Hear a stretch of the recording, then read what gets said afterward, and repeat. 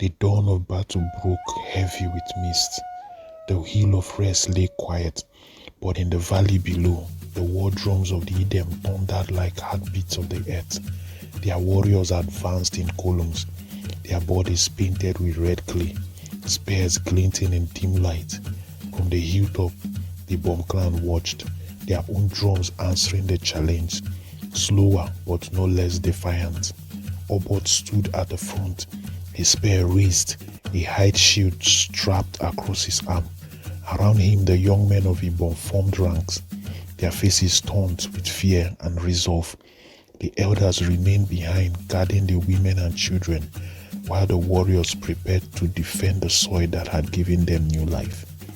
The Edom surged first, their war cries splitting the morning air.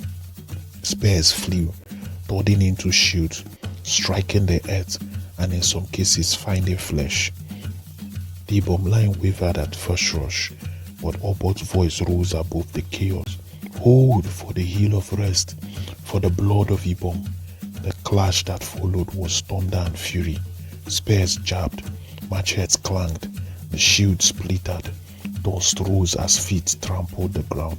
The cries of the wounded mingled with the shout of the living. Obot fought at the center, his spear striking with precision, felling one Edom warrior after another. His courage was fire, and it spread quickly.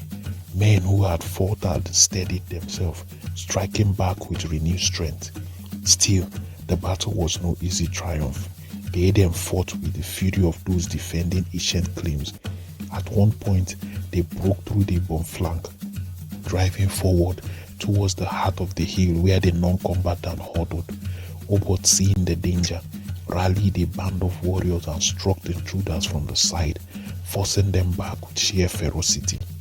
By midday, the ground was littered with the fallen, blood soaked into the soil, staining the hill of rest with the price of survival. At last, the Edom horns sounded retreat, their warriors dragging their dead and wounded from the field. The hill of rest has held.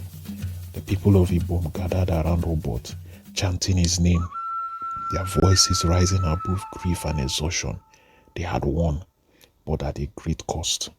Graves were dug, tears were shed, and though victory brought relief, it also etched deeper lines of sorrows into their hearts. Obot stood silent at the crest of the hill, gazing at the battlefield below.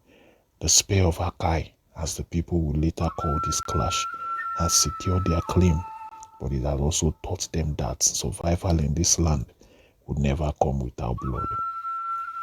The battle against the Edom was won, but peace did not return to the hill of rest as easily as the people hoped. The graves of fallen warriors stood fresh, their mounds of earth still moist with tears, and every household bore the scar of loss. While some saw the sacrifice as proof that the Ibom clan had earned their place, others began to question whether the hill of rest was what the blood it demanded. Among the dissatisfied was Idoronyen, a cousin of Obot, who had fought bravely in the spear of Akai, yet he felt overshadowed by Obot's fame. Where Obot's name was chanted with honor, Idoronyen was barely mentioned. His envy festered into bitterness, and bitterness into treachery. One evening, as the fires dimmed, Idoronyen met secretly with a small group of men who shared his discontent. Obot leads us into endless bloodshed, he whispered. The Edom will return stronger and will be buried beneath this hill. Why should we die for Obot's stubborn pride? If we pledge ourselves to the Edom, perhaps we will live. Not as Lord, but at least as men who still breathe. The others listened, torn between loyalty and fear. One among them, a man named Akan, wavered, but we swore an oath to stand by Obot, to guard this land with our life. Idoronyen's voice hardened. Oaths do not fill yam bands. Oaths do not keep spears from our bellies. What has Obot given us but graves? So a plan was born, to betray the bomb defenses should the Edom attack again. It was a dangerous scheme, sealed in silence under the cover of night. Yet, betrayal is a seed that never stays buried. Akan, though he had agreed in fear, found his heart restless. Each time he saw Obot training the young men, each time he passed the grave of those who had died with courage, guilt gnawed at him like a hidden fire. He had made an oath once before the ancestors to protect his clan. Could he break it without inviting ruin upon his own bloodline? As the hill of rest recovers from war, a deeper wound now grew unseen within his heart, not from spears of enemy, but from whispers of treachery. The broken oath was the shadow of a greater tragedy yet to come. The nights after the spears of Akai grew restless, the hill of rest was safe, yet unease lingered like a shadow that no fire could chase away. Children often woke with dreams of battle, and mothers clutched them closer, whispering comfort in voices that trembled. But not all unrest came from memory. Some came from whispers that slithered through the dark like snakes. Akan was haunted. By day he walked along his skin, helping men shield and teaching the younger men how to hold a spear. By night he lay awake, hearing the words of Idoronian echo in his mind. Why die for Obot's stubborn pride? He had nodded then, but now his heart rejected the thought. Each glance at Obot's determined face, each memory of the fallen warriors who had trusted their leaders, tightened the rope of guilt around Akan's throat.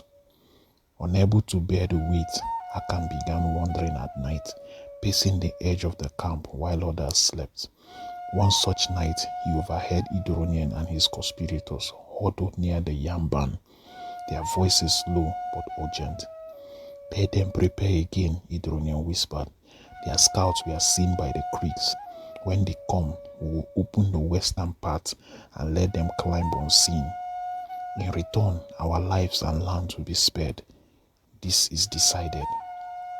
Akan's breath caught, his blood froze, but his feet moved on their own, retreating into the darkness before he was seen.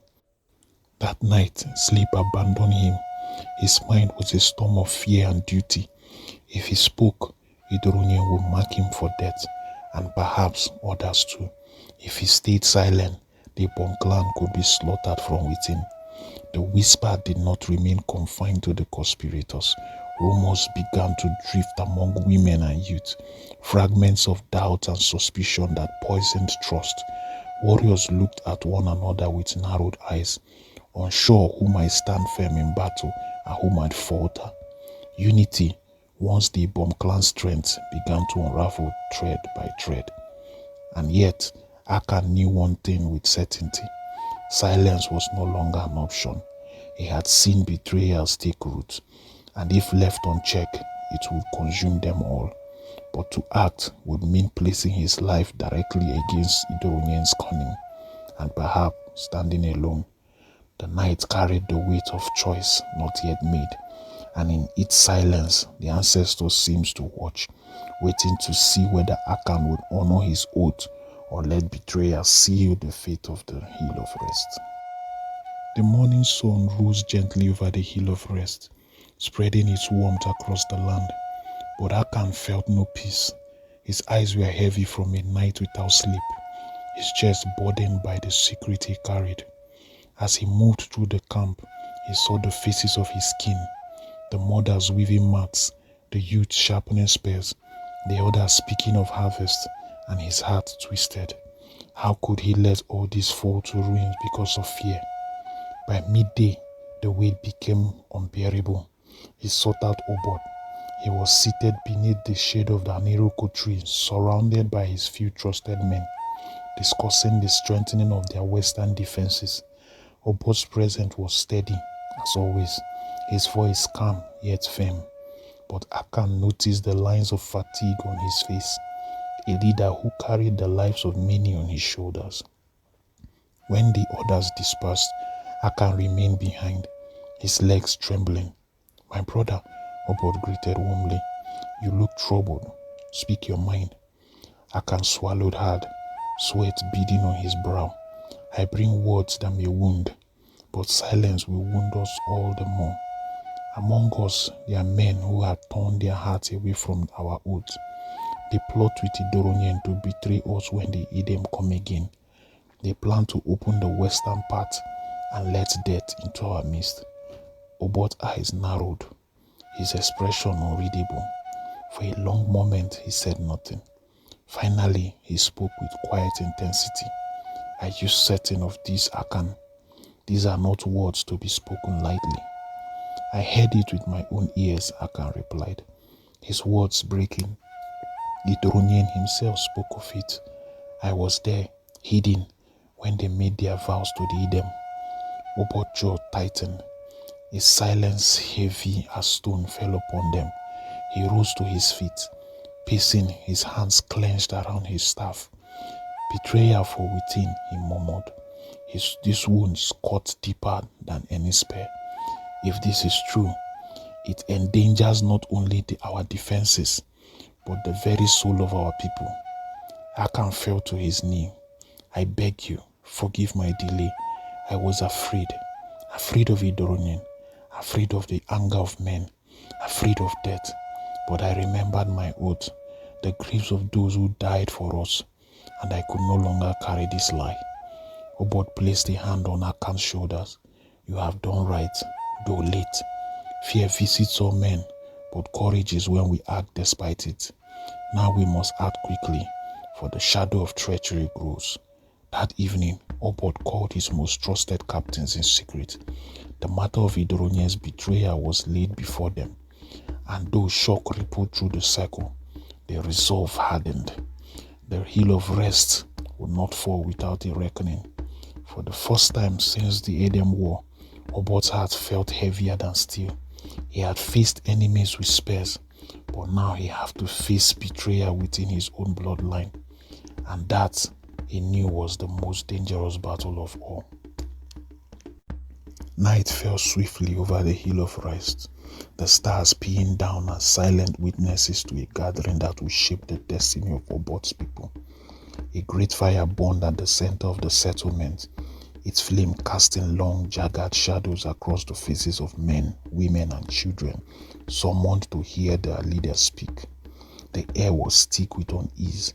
Whispers passed from lip to lip, but no one knew the truth. Obot stood tall, his staff in hand, his voice steady, yet heavy with sorrow.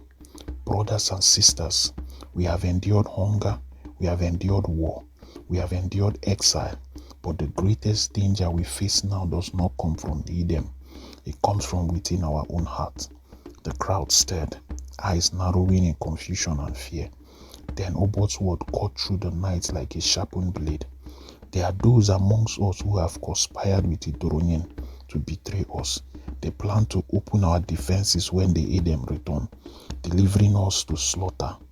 I name them now."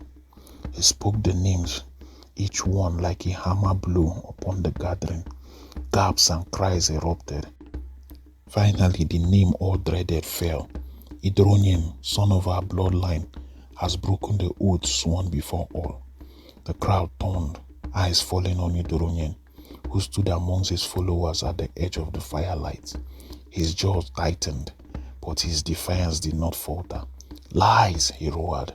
"This is Akan's venom, born of jealousy. You follow a man who promises peace, but leads us only into endless war. Did we not lose brothers and sons because of Obot's stubborn pride? The Edom offers us life, but Obot offers us only graves." The camp erupted in shouts, some for Obot, some for Idoronyen. Spears were lifted, fists were clenched. Women pulled their children closer. Obot raised his staff high, the firelight dancing across his stern face. "Enough!" he thundered. Silence fell. This will not be settled with shouts, but with the truth and trial. By the law of our fathers, treachery cannot hide in shadows. Idoronyen, you and your men shall stand before the assembly at dawn. If your words are true, let them save you. If they are false, then justice will speak with blood." Idoronyen sneered, but his eyes betrayed unease. "So be it, but remember this, Obot. When brothers spill blood, the ancestors turn away." That night, the settlement did not sleep. Fear, anger, and sorrow walked among the people like restless spirits. At dawn, the trial would come, and the fate of the clan would be carved in blood and memory. Dawn broke with heavy silence over the hill of rest. The morning mist clung to the earth like a shroud, and the air carried the weight of unspoken dread. Word has spread through every heart and heart. Today, the clan would gather to decide the fate of Idoronyen and those accused of treachery. At the great clearing, warriors stood in a circle, their spear driven into the ground, tips glinting in the pale light. It was a solemn symbol, the spears of judgment, a reminder that the assembly carried the power of life and death. Men and women of every household gathered, the young pressed close to their elders, all anxious to witness history unfold. Obot entered the circle with desperate steps, his staff firm in his hand. His face was carved from stone, betraying nothing of the storm within. Behind him stood Akan, loyal and unyielding, and the warriors who had bled beside him in battle. Across the clearing, Idoronyen emerged, flanked by the men who still believed in him. His eyes burned with defiance, but his lips curved with a confidence that unsettled many. When the circle fell silent, Obot raised his staff. This assembly is not of my will, nor of Idoronyen's, but of the people's. Today we weigh truth against betrayal, loyalty against greed. The ancestors must watch. Though unseen, their gaze borne upon us. One by one, the witnesses were called. A young hunter swore he had overheard Idoronyen speaking with a messenger from Edom, promising safe passage through the hills. A woman, trembling, confessed that her husband had been lured with gifts to join the plot. Each testimony was like a stone cast into a still pool, rippling through the crowd. Finally, Idoronyen was given the chance to speak. He stepped forward, his voice strong, his words sharp as blade. You call me a traitor, but who here has not questioned the path Obot drags us upon? How many sons lie cold in the earth because of his pride? I sought peace, not chains. The Edom promised life, while Obot delivers us into war. If that is treachery, then I stand guilty, but guilty of wanting our people to live. Murmurs surged through the assembly. Some nodded at his word, others spat in disgust. The circle of spear trembled with tension as if the earth itself awaited the verdict. Obot stepped forward, his gaze piercing Idoronyen's. Peace that comes with surrender is no peace at all. Life given by the hand of an enemy is no life. It is bondage. You chose your path, Idoronyen. Now let the clan choose its judgment. The crowd roared, torn between kingship and justice. The assembly of spears has begun, and before the sun sets, brotherhood itself will be tested in fire and blood. The assembly stretched into the heat of midday. The sun, high and merciless, bore down upon the gathering clan, as if to remind them that time would not wait for indecision. The spears of judgment still stood in their circle, their shadows long and sharp across the clearing. The people knew the moment of choice had come. Elders were called to speak first. Old Okon, voice rasping like dry leaves, declared, "No clan can stand with two hearts. If one beats for the enemy, the body withers. Idoronyen has split our strength, and for that, justice must cut clean." Others followed, some calling for banishment, others whispering that death was the only cure for betrayal. Obot stood silent, allowing the people's voice to flow like a tide. His heart was torn. Idoronyen was his brother, bound by blood and childhood memories. But in his silence, he knew that mercy could unravel everything they had built. Then the warrior spoke. Akan stepped into the circle, striking his spear into the ground.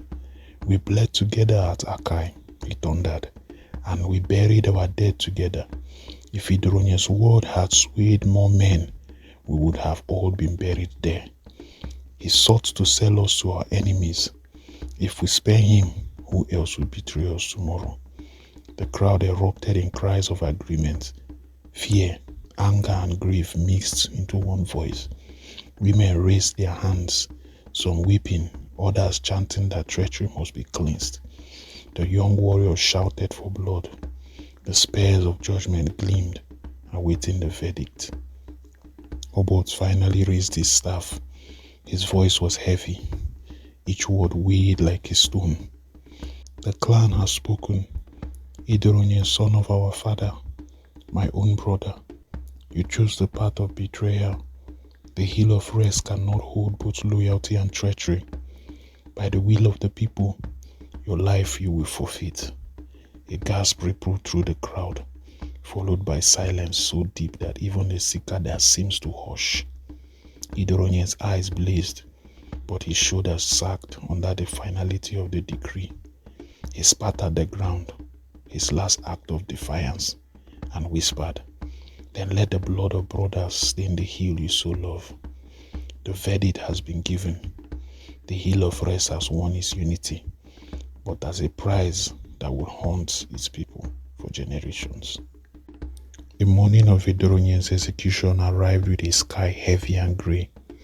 Clouds hung low as though the heavens themselves leaned down to witness what was about to unfold. The people gathered in silence on the hill of rest, their faces stern, their hearts heavy. Justice has been declared, but justice never comes without sorrow. At the center of the clearing, the spears of judgment were planted in the ground, their tips glinting faintly in the weak sunlight. Idronye was brought forward, his wrists bound with raffia rope.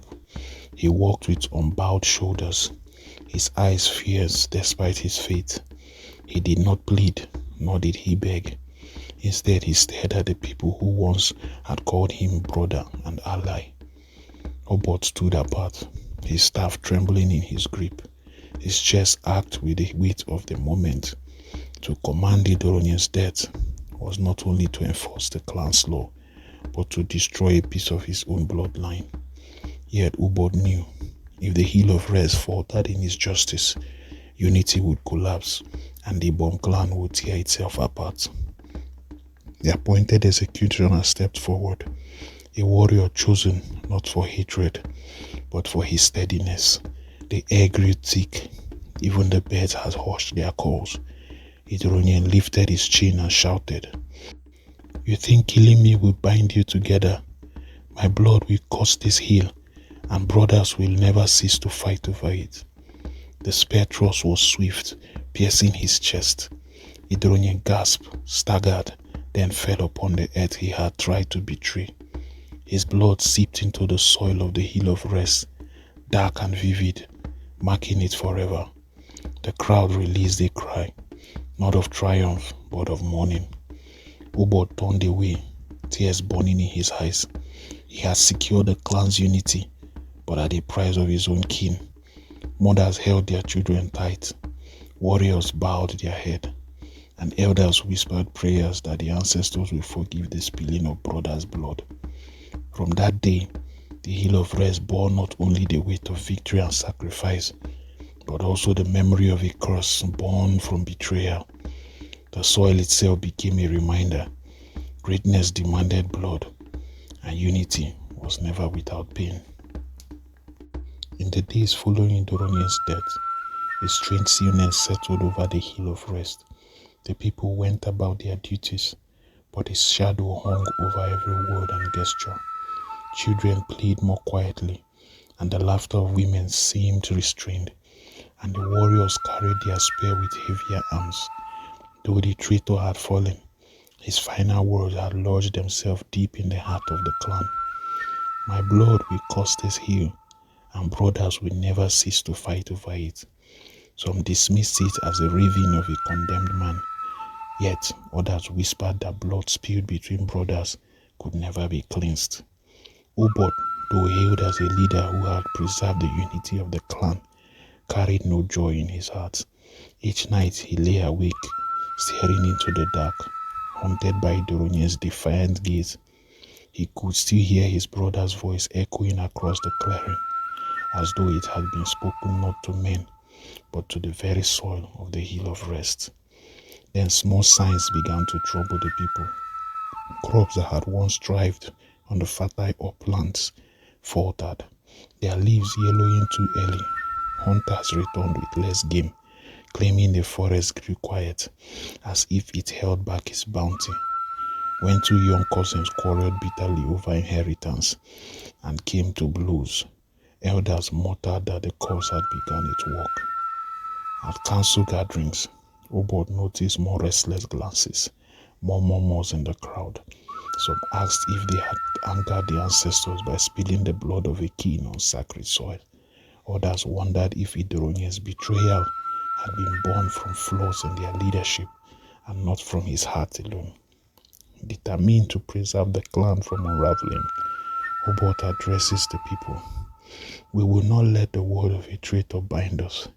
The soil is watered with sacrifice, and it shall yield strength, not weakness.